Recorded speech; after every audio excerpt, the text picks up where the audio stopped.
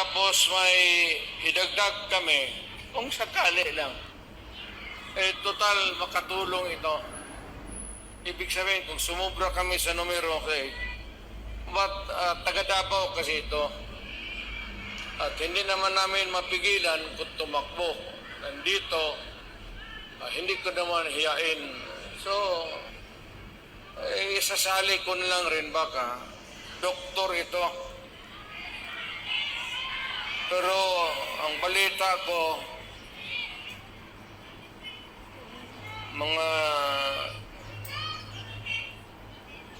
8 na pasyente niya namatay na.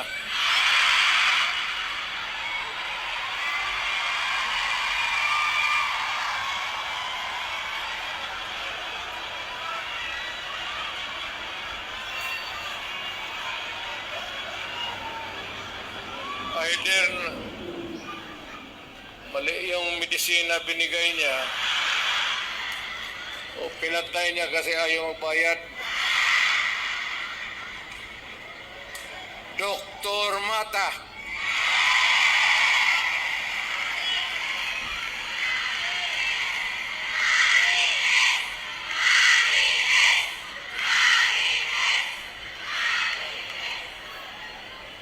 Kumpiyansa kayo niya.